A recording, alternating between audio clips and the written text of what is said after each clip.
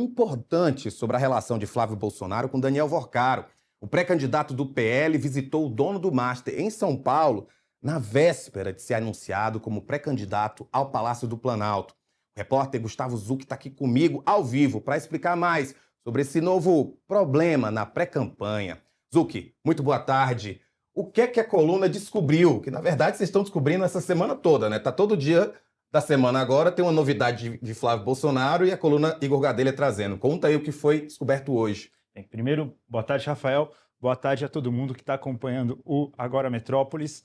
É exatamente isso. A grande pergunta aqui em Brasília nas últimas horas, nas últimas semanas, para falar a verdade, é qual é a nova revelação da relação entre Flávio Bolsonaro e Daniel Vorcaro. Ontem a coluna trouxe exatamente que o Flávio Bolsonaro visitou o Daniel Vorcaro depois que o banqueiro foi preso e solto ali em novembro de 2025, logo depois que ele foi solto, né, com algumas restrições, tornozeleira eletrônica, por exemplo, impossibilidade de deixar ali a cidade de São Paulo, né, onde ele tem residência, necessidade de se apresentar à justiça, Flávio Bolsonaro foi visitá-lo. Agora, nessa quarta-feira, desculpa, já estou pensando na quinta-feira, nessa quarta-feira, a gente traz que a visita aconteceu às vésperas de Flávio Bolsonaro ser oficializado ali como pré-candidato à presidência da República pelaquela carta que o pai dele, o ex-presidente Jair Bolsonaro, escreveu da prisão ali, indicando que Flávio é o nome que ele apoiará para a disputa presidencial em 2026.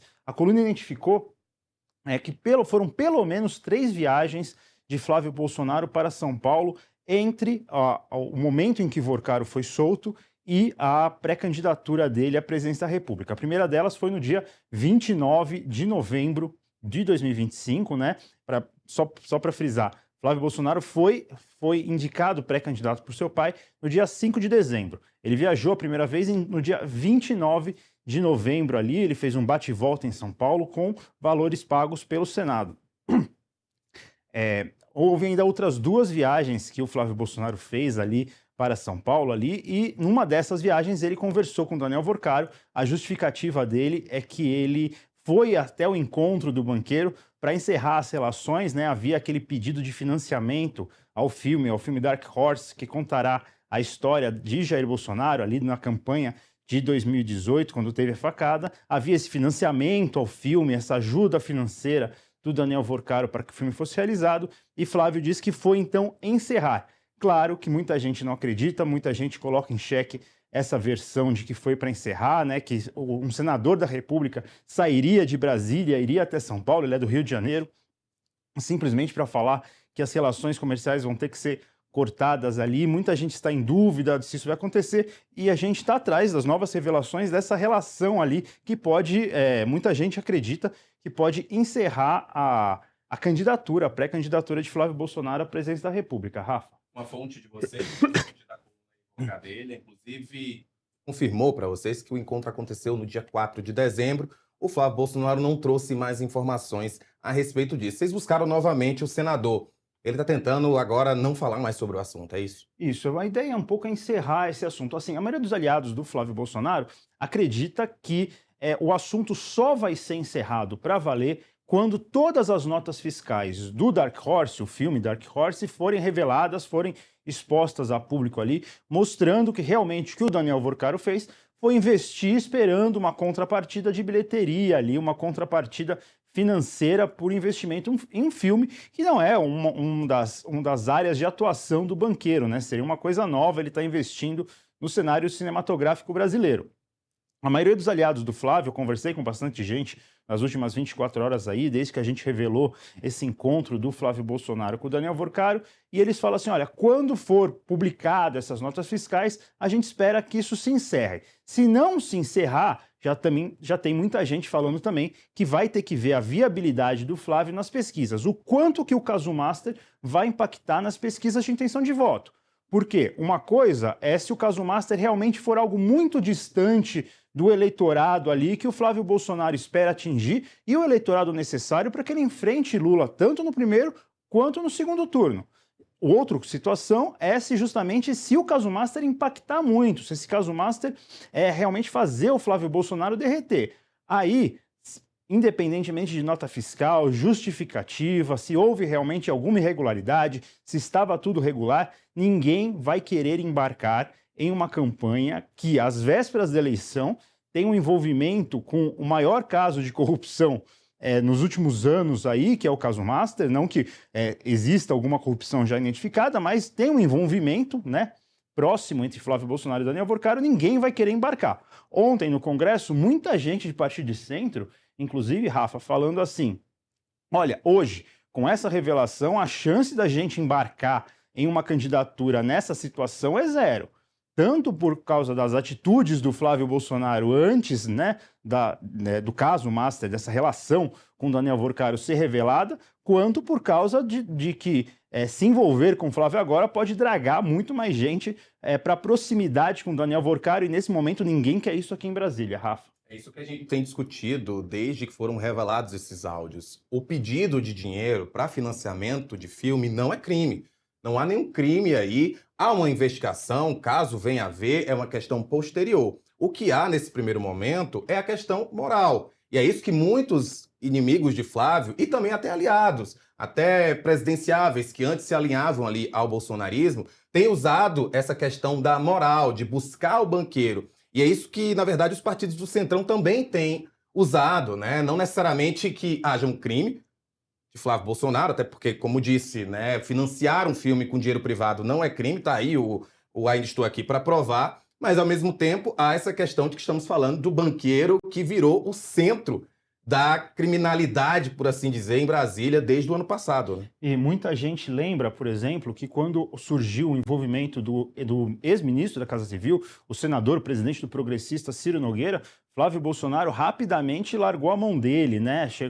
Se afastou de Ciro Nogueira, não queria ser contaminado por Ciro Nogueira, que é investigado, né? Já foi alvo de operação da Polícia Federal por causa de sua relação com Daniel Worcaro, e muita gente fala assim, ele já sabia que ele tinha uma relação também com Daniel Worcaro, ele sabia como Daniel Worcaro fazia as coisas, ele sabia que o Ciro Nogueira era muito próximo do Daniel Worcaro, e na primeira crise, né, de um aliado, ele larga a mão de um aliado, ele tenta se afastar. Muita gente do Centrão olha isso como um alerta vermelho, como uma coisa negativa. Olha, vamos apoiar um candidato à presidência que, nas primeiras crises que possam surgir em uma eventual vitória, ele vai largar a nossa mão para seguir sozinho, para tentar se livrar. Muita gente, por exemplo, lembra da situação que ocorreu com a ex-presidente Dilma Rousseff ali depois das eleições de 2014, muita gente esquece, mas a Dilma Rousseff, em resposta aos atos de 2013, a resposta às grandes manifestações que teve, ela propôs, por exemplo, um pacote anticorrupção. O primeiro pacote anticorrupção que chega ao Congresso Nacional vem da presidência da República. E isso, na ocasião, irritou muita gente, porque foi sentido justamente isso. Olha, todos estivemos juntos com a Dilma Rousseff na eleição presidencial. Todos não, mas muitos dos partidos de centro estavam com Dilma Rousseff na eleição presidencial. Muitos deles tinham ministérios. E aí, na primeira grande crise, no primeiro momento de pressão, ela começa a apresentar ali um pacote, começa a largar a mão de todo mundo, né, do Centrão, que muitos deles, claro, têm envolvimento, outros não, mas a questão da confiabilidade aqui em Brasília é muito grande, de cumprir os acordos, né? Isso é muito falado nos bastidores, então muita gente lembra da situação. Agora, ninguém vai querer apoiar um candidato à presidência que larga a mão de um aliado de forma tão fácil, né? Ou que, e pior ainda, tendo um telhado de vidro, tendo uma relação também próxima com o Daniel Worcaro, tendo negócios com o Daniel Worcaro. Então, muita gente fala isso, olha, nesse momento, a chance de apoiar Flávio Bolsonaro é zero. Claro, política é dinâmica, política muda muita coisa. Há 2 semanas atrás, a gente estava falando que o governo Lula havia acabado por causa da derrota de Jorge Messias no Senado. Hoje a gente está falando que quem está derrotado é Flávio Bolsonaro. Daqui a 2 semanas pode ter uma outra reviravolta, uma outra mudança, um outro candidato, um novo fato, e tudo pode mudar nessa montanha-russa. O importante é saber quem vai estar no topo da montanha-russa, quem vai estar lá embaixo no dia do primeiro turno e no dia do segundo turno. Gustavo, eu confesso que eu segurei até a risada agora, porque eu pensei, parece que faz tanto tempo que houve a votação, a derrubada dos vetos do presidente e a derrota dele no STF, parece que aconteceu mês passado, mas foi um dia desse.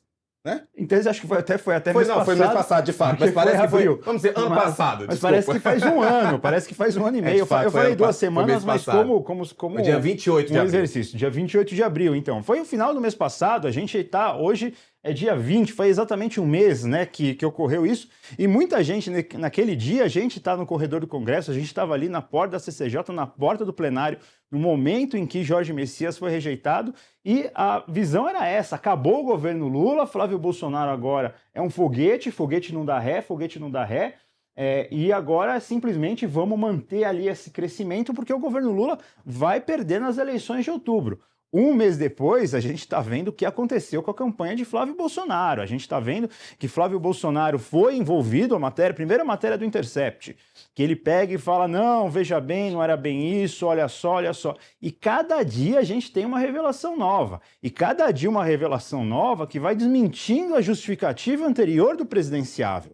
E isso é muito negativo. Uma coisa que se fala muito aqui em Brasília, que muita gente também concorda com isso, é assim: o eleitor pode até apoiar alguém que cometeu erros, mas ninguém gosta de apoiar um mentiroso. Isso aconteceu muito fortemente, por exemplo, com o Pablo Marçal, ali na véspera da campanha 2024, que também faz só 2 anos e parece que faz uma década. Não, Pablo Marçal chegou a liderar em alguns momentos as pesquisas de intenção de voto e derreteu justamente porque passou a campanha toda falando que tinha provas de que Guilherme Boulos era um usuário de drogas. Quando chega na véspera da eleição, a prova dele não serve para nada, é uma prova falsa, uma prova fraudada, uma prova que rapidamente qualquer jornalista inexperiente conseguiu mostrar que aquele documento não era verdadeiro, que aquele documento era falso, que aquele documento era fraudado. Independente da boa-fé ou má-fé do candidato. As pessoas, o eleitorado, não gosta de ser enganado, não gosta de sentir ser enganado. E isso é um problema para Flávio Bolsonaro. Um problema porque é isso. A primeira desculpa é desmentida pela segunda reportagem, que é desmentida pela terceira reportagem. Todas as desculpas do candidato têm sido desmentidas por novas revelações desse fato. Pode haver novos desdobramentos. Muita coisa ainda pode não ter sido revelada. E isso pode atrapalhar cada vez mais. Se Flávio Bolsonaro derreter, o Centrão larga a mão e muita gente do próprio bolsonarismo também não vai apoiar. Já tem se falado em outras possibilidades para as eleições de outubro, Rafa. Gustavo Zucchi, muito obrigado por participar aqui com a gente e fica aberto aqui o espaço, né? Porque daqui a pouco eu tenho certeza que a coluna Igor Gadelha vai dar mais um furo em relação a essa história, então já fica meu convite antecipado para você ou o Igor voltar aqui. Estamos sempre atrás de novidades. Obrigado pela participação e acompanhe tudo na coluna Igor Gadelha. A gente está trabalhando bastante para trazer tudo sobre esse e outros fatos. A gente cobre não apenas Flávio Bolsonaro, cobrimos o governo, STF, cobrimos um monte de coisa e a gente não tem lado, a gente vai atrás de todas as informações necessárias. O seu lado é a notícia. Exatamente.